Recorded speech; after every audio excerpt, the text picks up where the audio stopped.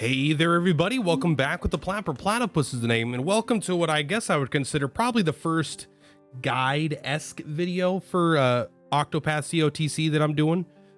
This is more kind of an advice, PSA, I guess, kind of thing. Not quite a tier list, anything like that, but we're just going to be kind of looking at what are a few of the characters that I found early on that I think are worth leveling for budget teams, basically, or pretty much everyone, because I doubt everyone has a team of full 5 stars. So what are the characters that I've that are pulled that are under 5 stars? I don't know how rare 4 stars are, honestly. So I am including 2 of them on this list. If you guys, because I have them, and I was like, all right, if I have them, other people probably have them, but they're free currency at this point. Especially because one of them you can see has a 2 next to his name. But if 4 stars is a little more rare than I'm aware of, and you guys don't have this stuff, go ahead and let me know. And I'll try to make an even more budget 3-star list. But what are 3 characters that I think are really good to keep an eye on and probably just level up and keep with you as you go? Do you like my hair? Took me all night to get it this way. Hey, that joke 2 videos in a row. Let's go. So very first, since I already spoiled it, we'll go with Wingate here. So Wingate is a unit that I think is super good because they're never not gonna be good. There's a lot of characters in every fight, always this character will be good. Even my good 5-star units, right, aren't good in every single fight necessarily. They're good in a sense, but they're like not good at exploiting weaknesses, right? This guy does not care about that at all. So if we go to his skills, I'm not going to be going over stats and stuff like that. I don't really know how good stats are. I don't know what stats are good or bad for which level. That's things that's going to come with time. I'm going to be going over abilities pretty much. So he's got this cool ability called Shield Breaker. Now, this isn't the only character with this ability, and there's definitely 5 stars with better versions of this ability, but this is a 4-star that has this ability, so it's very good. Deal physical dagger damage to a single foe, potency 130, so it's kind of a low potency, but it lowers shield points even when not striking weak points. That means no matter what their weakness is, if you fight an enemy and their only weakness is light damage, or they have 0 weaknesses, which isn't possible, I'm sure. Kitty cat, what are you doing?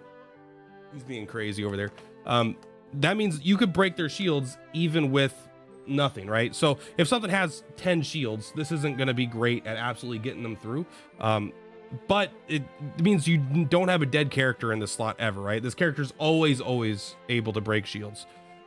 Combined with just like, honestly, some pretty good dagger attacks. Like I like Spider Fang a lot, slows down an enemy while dealing some damage. Slowing down an enemy so they go later can help you line up your turns so you can break them and then have them skip more actions. You know, just an enemy going slower is just good all the time. It's not an insanely good ability, but it's cool. Pretty good at doing the shadow, right? Strikes a foe 2 times, then attack all foes 2 times. Like overall, these are all pretty darn good abilities. And he even has the break shields on all foes. I think there are some characters that have the break shields X2, like 2 attacks that do that. So this guy's not the best at it, but pretty good overall. I really like that he has it, and he's got some great speed manipulation, and he's got great darkness damage. But beyond that, another thing that's super good is this thing here, his very first passive. We can look at it here as well. His passive skill. When in back row, raise damage dealt by front row to broken foes by 20%. So this person starts in your front row, and they can help you break shields because they can always break shields. And if something's weak to dagger or darkness, then he's extra good at it, right? Obviously. But even if they're not weak to either of those things, he could still help. And then when a foe is broken, you move him to the back row, and then all your front rows, or at least the front row in front of you. I actually don't know if this is your entire front row or if it's just the unit that he's paired with, but increasing damage to broken foes by 20%, that's a lot. That's a lot of free damage just for moving your unit to the back row. So that means you could even have like a character that you really like, has really expensive, powerful skills, but that you don't want to use to break. You want to use that when they're broken for increased damage. So this guy can come in, break them, switch them to the back row, bring in your powerful unit that's been resting and has full SP now, and then just burst them down. And then when the foe's not broken anymore, switch them back so this guy can go back to helping break it. So I think this unit is really good. I've had a great amount of success with it. And honestly, it's a very cool looking unit as well. So that's the first one I think you guys should be looking into. Probably honestly the most interesting of them. The second one will go with Camilla here. I did decide Camilla. I was just deciding which order. And Camilla is, there's a few characters that have this ability, but I think Camilla does it the best on a budget, and especially early game. This is definitely more early game focused because, hello, we're all in the early game. What the fuck is going? I'm telling you, every time I look away, my thing is moving around. You can't blame me. You gotta, it was the dog's fault. I don't have a dog. So again, basically, why do I recommend this character? First, we're just gonna go look at their skills. As far as skills, there's honestly not much to talk about here. Nothing bad, but like, you know, you got some fire. The thing I do like is lacerating arrow. Lacerating arrow is very good. Physical damage to a target, pretty good potency. 160 is not bad potency, and a moderate chance to inflict bleed. The bleed has been very, very good. In fact, bleed has been, I won't say overpowered, but it's been it's probably been the most powerful damage source on a lot of my teams when I'm able to actually land it. Flurry of arrow is good. Torch is kind of shit. It's not bad, but like you kind of like having a single target thing. It costs 32 SP, so this isn't great for breaking people. Like if you're up against one boss and they're weak against fire, ideally you're not going to want this to be your one fire unit because they're going to cast it 3 times over the course of the fight and be out of SP for like 4 turns. So this character is not great at that. They're obviously pretty good with bow. The fact they can inflict bleed is pretty good, and they do have some fire to fall back on, but not ideal. But the reason why I think this character is worth early on, again, is their first passive skill here. And keep in mind, characters have multiple passives. And I've seen this on a few characters, but it's usually on their, if you go into the late levels here, you can see when you have to get a character to level 40. And that's where it's normally hidden, and hers is raised bow damage by 10% of paired allies. I think that includes herself. But obviously that can be good. It depending on, especially when you know a fight and you're going into it and you know it's weak to bows, then obviously you could have like a bow centric team. But her very first passive here is why. When in back row, notice that there's a theme here, back row abilities. I really like back row abilities because that means you're getting additional benefit while not even using a character, right? Because you can only use actions from the front row. So if a character is in the back row still doing things, that's very, very powerful, at least in this early stage of the game where it's less common. Maybe, I'm sure as the game develops, it'll become more and more common. When in back row, grant front row automatic HP recovery. So this one, you can see it says front/single. This is definitely an individual target, not the front row, your paired front row. So why is this good? I pair this with my tank of the team, basically. So you have guys. So one of my issues with tanks has been, I tank up, I provoke all the enemies, and they start getting attacked, and they can't heal themselves. Not, at least most of them can't. I mean, the one I have theoretically can at a higher level with a healing stab, but I don't have that yet.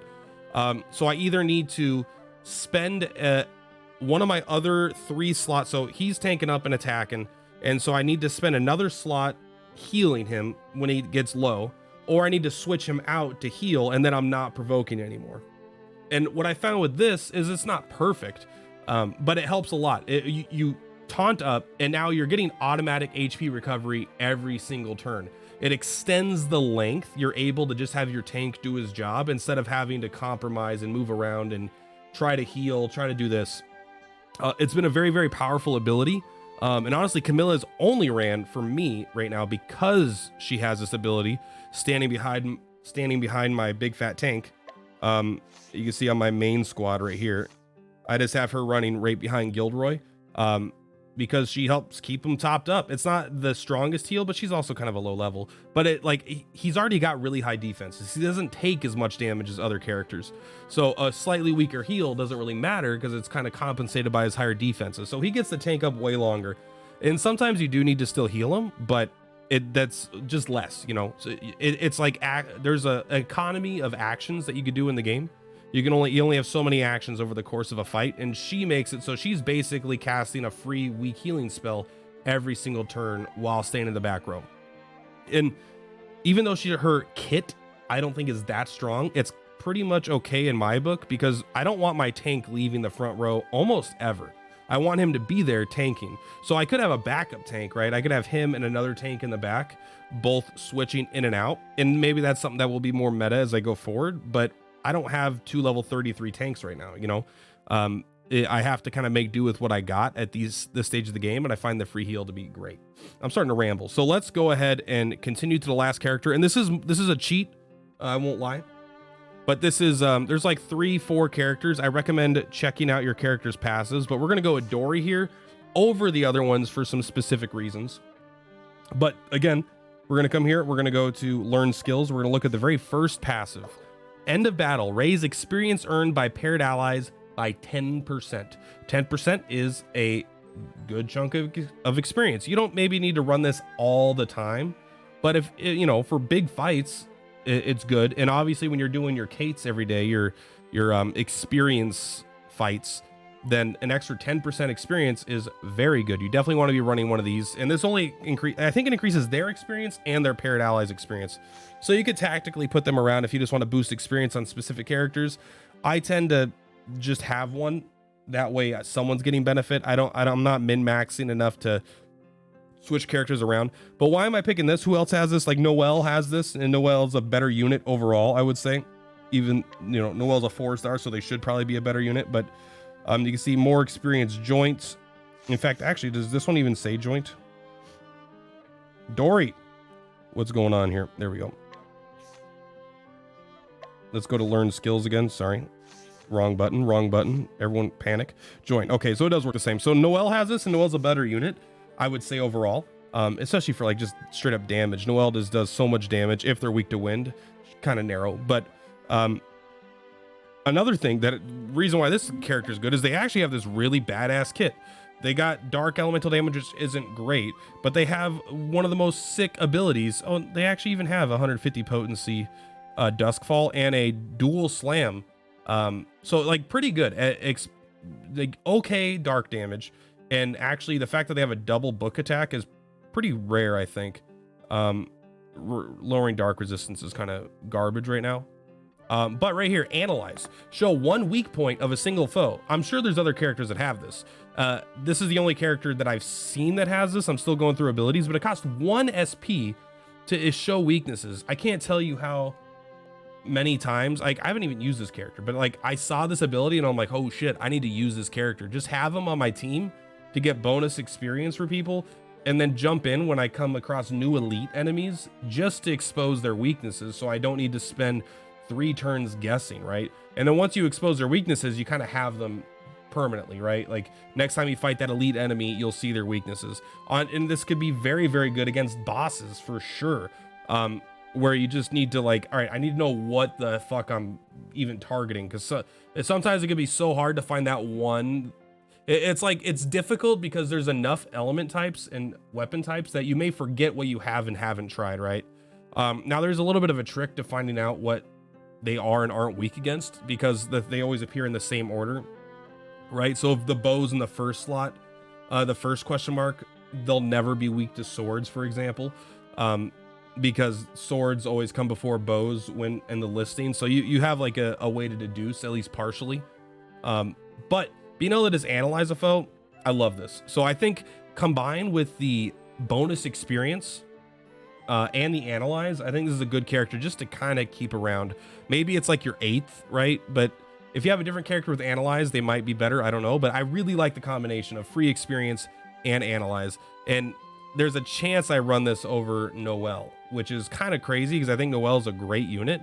But I do think Analyze is better for me in the short term. Even though Noelle's better for me in the long term. It's one that it's something I'm considering. One reason I'm not is because it has dark damage, and I would double up on dark damage, and I'm trying to have a jack of all trades team right now, just to help me progress through fights, right?